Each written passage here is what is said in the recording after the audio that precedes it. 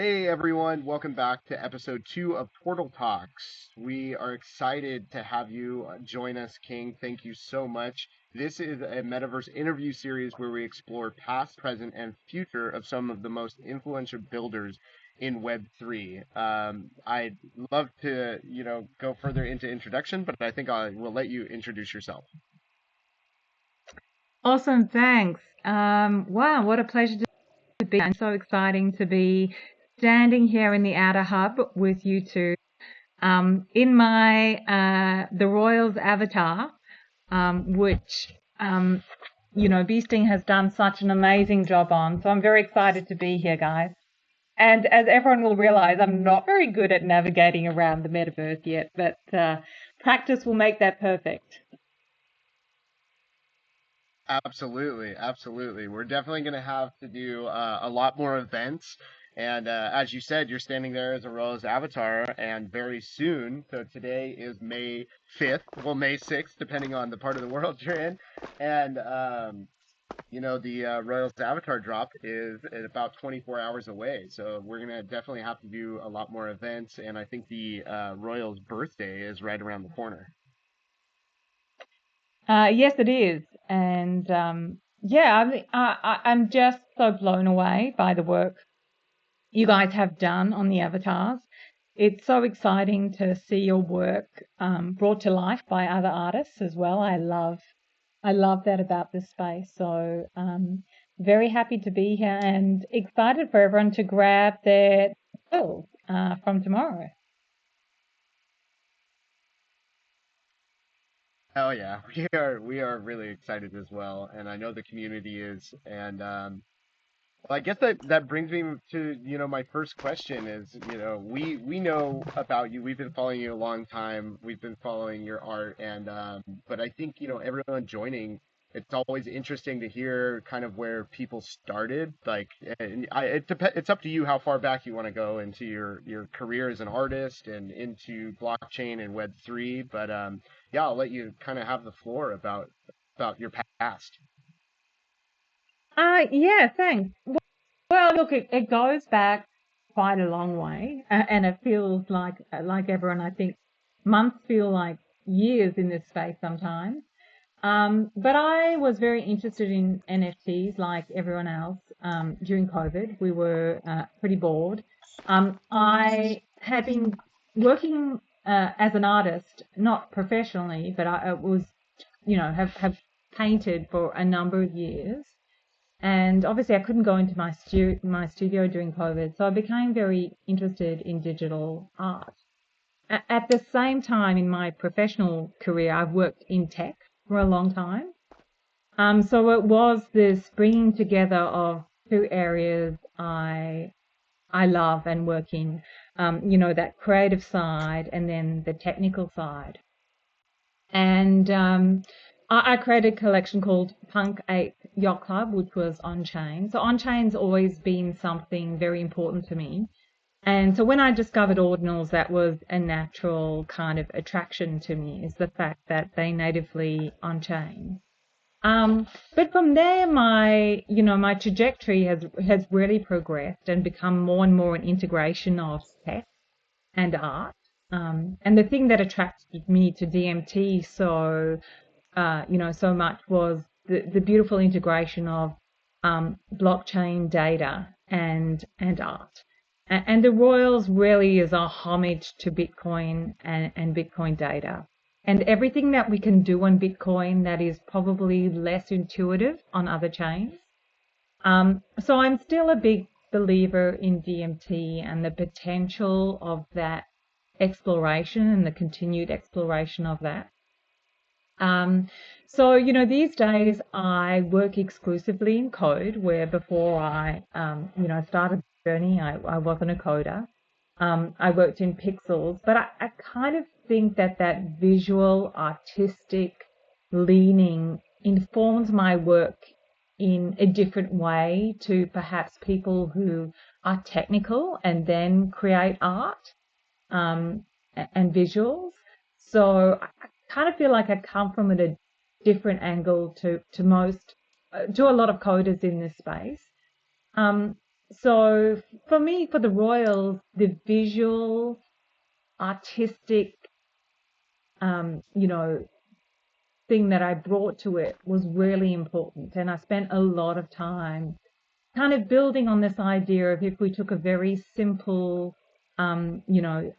shape like the square and we manipulated it in different ways and just worked within those confines, like how creative can we be? And the Royals have, as Beasting would know, we have so many traits. You recreate those in 3D. But that was really important to me that I bring kind of massive variation into DMT so that people could artistically see how creative you could be. And it was a real stretch to do that. I had to think about new patterns I could find in the blockchain numbers, how I could bring more traits into it than the Nat Cats had, which were obviously the first pioneers of creating avatars this way.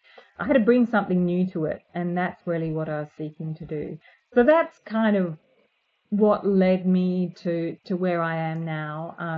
DMT really opened my eyes to how this really is a whole new artistic medium working with data, and that's kind of remained the space I played in and want to explore further. Yeah, no, that's awesome. Thank you. That was a great kind of look into your background. I was actually just about to ask, and it was like the last sentence you have, like how do you interpret this? As like, do you interpret it as an art? And that's what you completely agree. I think especially the possibilities, which we were speaking with in the last episode with Will and Amon about, the potential for DMT as it can, outlive the artist. And so it kind of gives artists a way to leave their mark for generations and generations, like you see through any form of art. But I think especially with this, because it's potentially living and evolving and changing based on the artist's parameters. Yeah, and to me it is art. That's my approach. I'm not creating a project, or I'm not. People have different objectives when they set out to create something, and none of them are wrong. Like every single one is a valid approach. But for me, fundamentally, I start with art. Where can I bend this art? How can we take it to new places on the I talk about Bitcoin as a canvas, and that's the medium I really play with these days. And for me, yeah, the starting point is, where is the art? How do we explore this artistically? And the technical aspect is really important to that too. But I really am approaching them from both and from art first. And Dan, you got to tell me how do I move around here a little bit?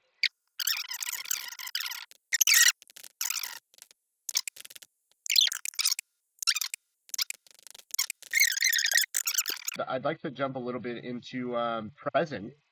We can revisit kind of stuff that we're obviously talking about Royals, where that started, where it's going with 3D, and I think there's also something other than Royals. I'll let you touch on Royals, but I think there's also something new that you're working on as well, as far as what you're working on in the present.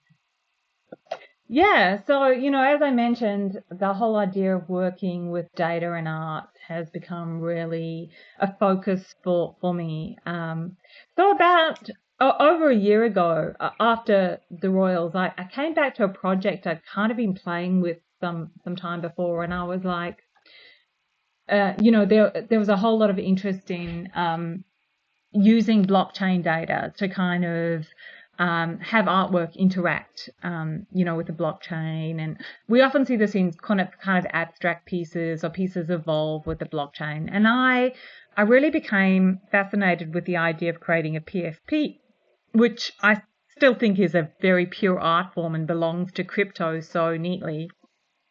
A profile picture that actually reacted to the blockchain, but reacted in a meaningful way. And originally the idea was, could I create an avatar that, smiled when Bitcoin went up and, cried when it went down? It was very kind of simplistic. But obviously we can't do that in ordinals. And the reason we can't is that all ordinals have to be on chain. It's become part of the philosophy of ordinals. And it's something I actually believe in. And of course, price data is not on chain.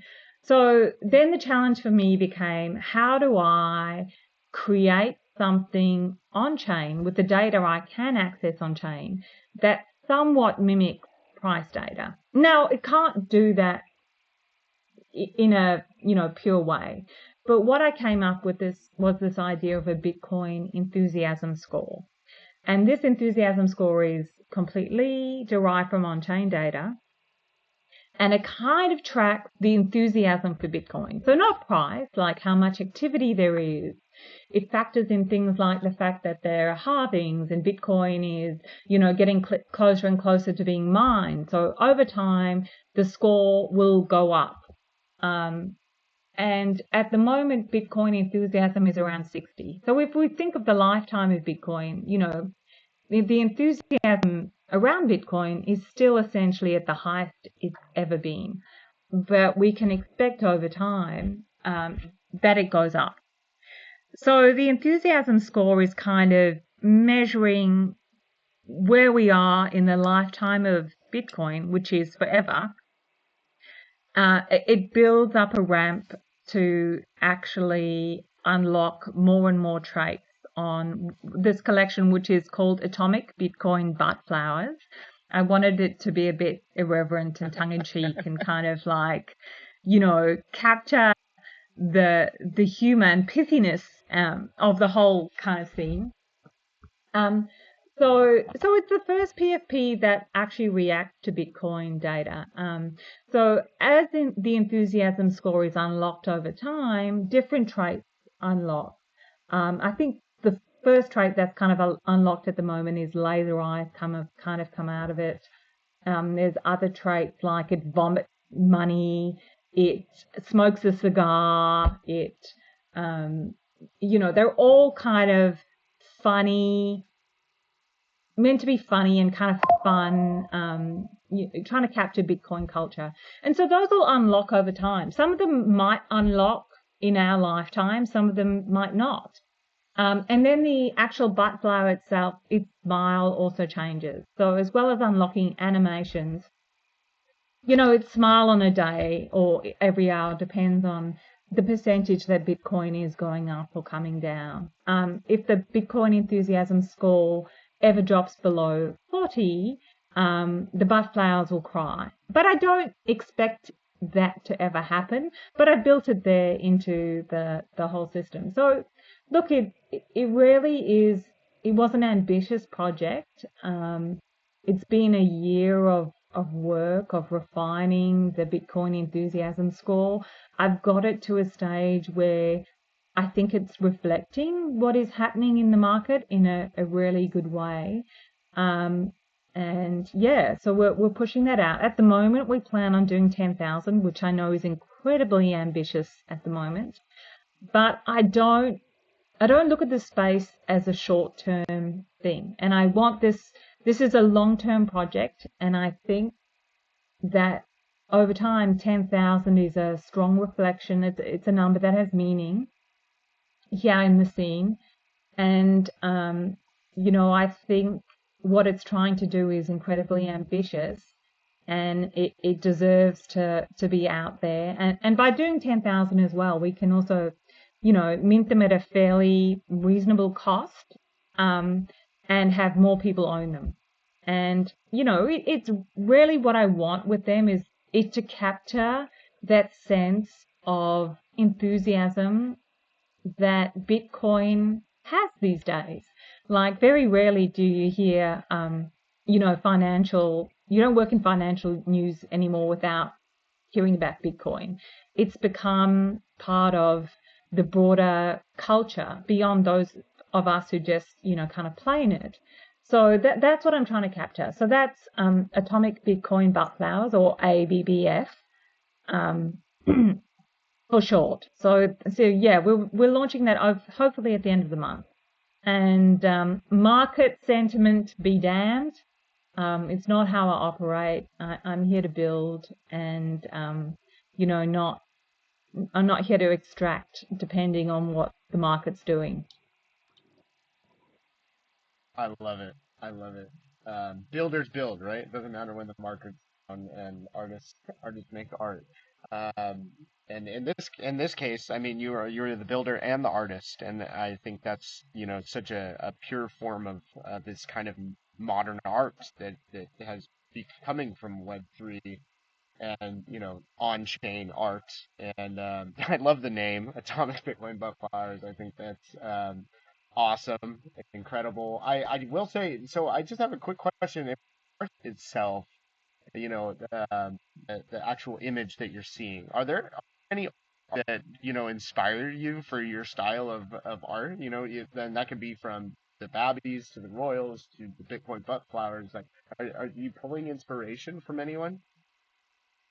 Um, it's funny. I have collectors say, "Oh, that looks distinctly king to me," and I agree. obviously, I agree. yeah, yeah. So that's always interesting because I think if I look at my body of work, there probably is a theme.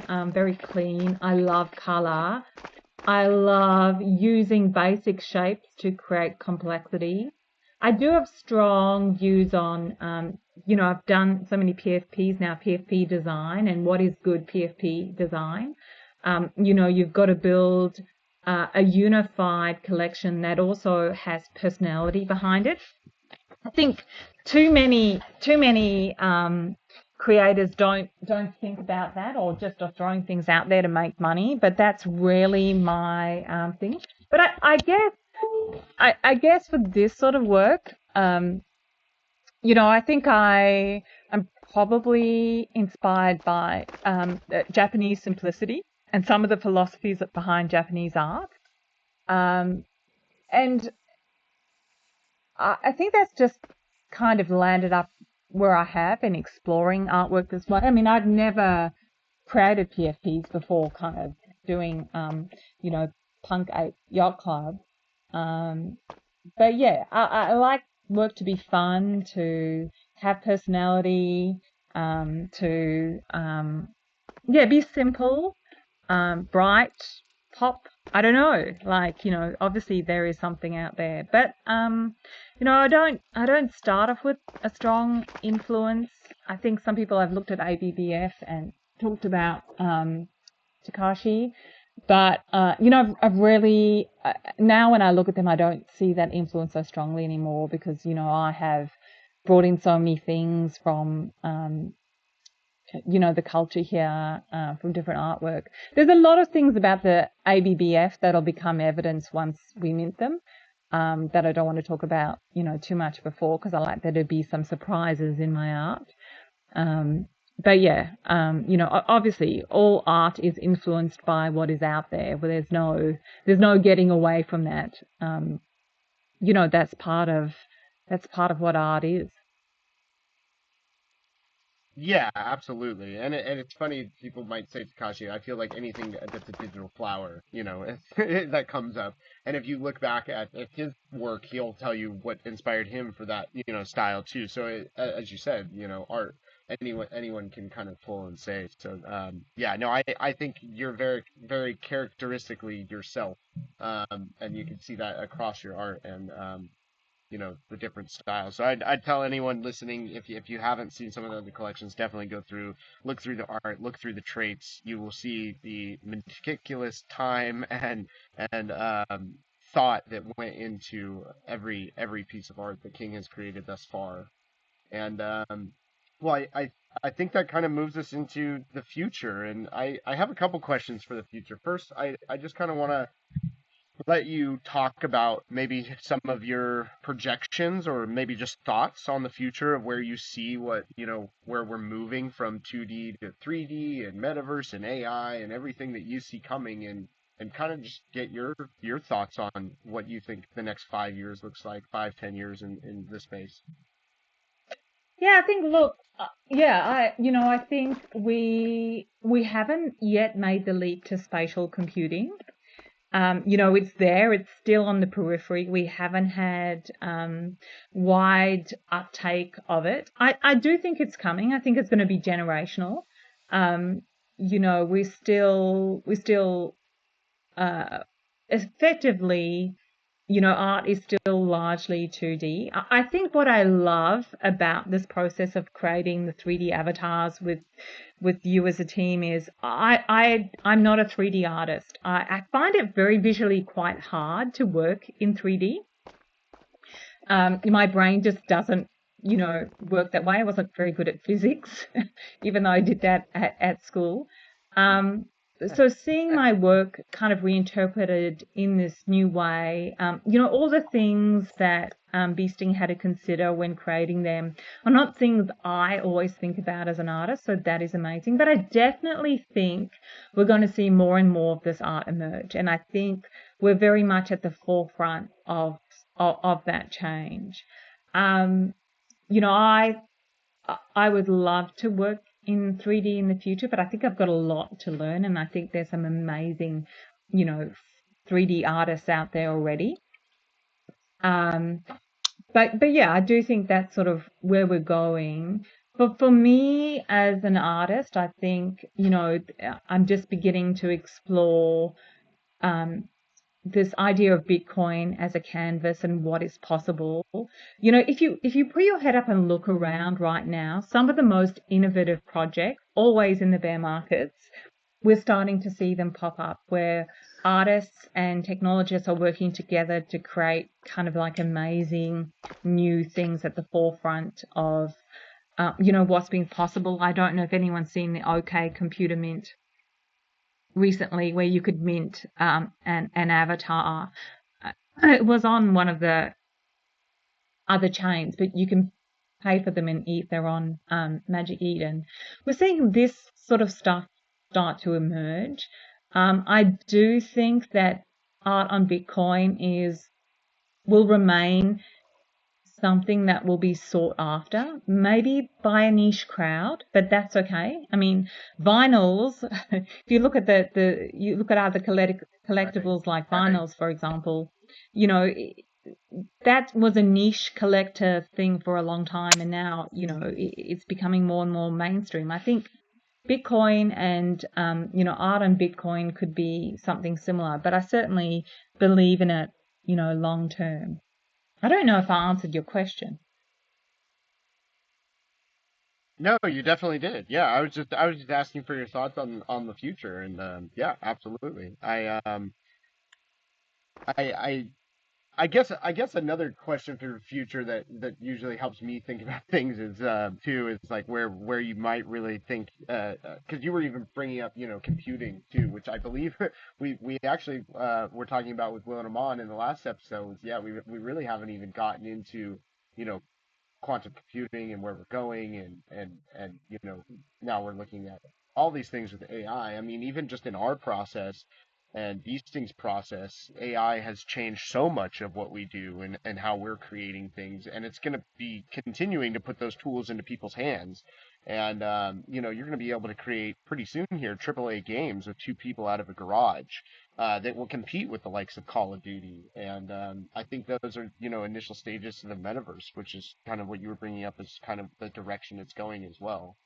I guess I guess well my sorry sorry go ahead. No, I was just saying it. I agree. Things are changing at such a rapid pace. Thanks to technology, that the future we imagined we can almost might happen in our lifetime, which is not something that other generations have had to deal with. Um, I think it is a fascinating time to be creative, and I think the thing about AI is, yeah, sure, everyone can create a kind of ugly graphic for their blog post and put it up, now thanks to AI, and God, there's so many of them. Is that revolutionary? Not really. But I do think that I do encourage everyone. I do think that the thing that AI gives everyone access to, ironically, is their creative side. You are able to do things that you might not have the knowledge to. And so I encourage everyone to really step into that. I have a lot of people in my community who have used AI to create collections, who have used AI to teach them about things they didn't know before on the blockchain and now are doing things. So I think there's massive opportunity for people to do that. And I certainly encourage everyone to at least get across AI for its basic, just for that basic thing. It can help you unlock your creative self. Technology can help you do that these days. And I think that's really fascinating, and it's scary. It's a scary time to be alive, but it's also incredibly exciting as well. Yeah, absolutely. I couldn't agree more. I think it's a tool for inspiration, to get you to the art you want to create. It is fantastic. And I think the human side, if anything, it increases the human side of value in what we do to create that kind of true original art, and it's not completely generated from what it's been fed. So it's always that kind of original inspiration. So I guess a good question I'd have for the future would be, if you had unlimited resources, what is the dream project that you would build? Oh wow. Look, I think, okay, unlimited resources. Look, I would love to be able to work in this space full time. I love it. To me, it brings everything together. I think it's so exciting. I think one of the things we haven't been great at is talking to the art world, and helping them understand what is happening in our space. We've kind of created a fork, particularly in Bitcoin, about the artistic promise of Bitcoin versus the technical. And I think we haven't been as good as maybe some of our some of the collectors on ETH or some of the artists on ETH on connecting us to that world. But I would like to do a kind of big project that was interactive, that was physical, where people could understand what was happening technically behind art on Bitcoin, through an artistic experience. So maybe it's like a, giant exhibition that you walk through, that you get to interact with Bitcoin, get to understand it, get to experience it in a way, that, I don't know what that is, but I think to me that's incredibly exciting. The idea of, interactive artwork, but not interactive through our browser, because I think that's a one-to-one experience. I like the idea of I like the idea of a collective experiencing that together. Yeah, I think that would be it. It's probably a bit of a vague answer right now, but that is what floats top of mind. Hell yeah. No, I love it. And that's always a tough one, right? Because so much is going to change in the future too. So it's like what you may think of now, may be able to be completely created much faster than you thought. Well, thank you so much, King. I do want to walk over and show you real quick the Wall of Fame, and then right next to it, we actually have those shirts, and we'd love to take our group picture of what we did, so we can add it to the Royal shirts, and I'll let you kind of close it off when we get over there, and let everyone know best ways to find you, art, and all that good stuff.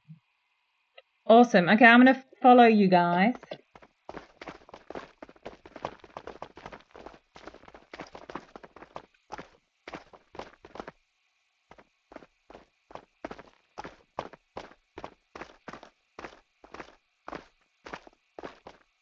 How's that looking for you, Danny? Is it really dark? Looks nice. You can see us okay? Yeah, Yeah, I can see perfectly. you. Yeah, perfectly. And you guys, I made it. I'm so proud. You did. You did really fast too.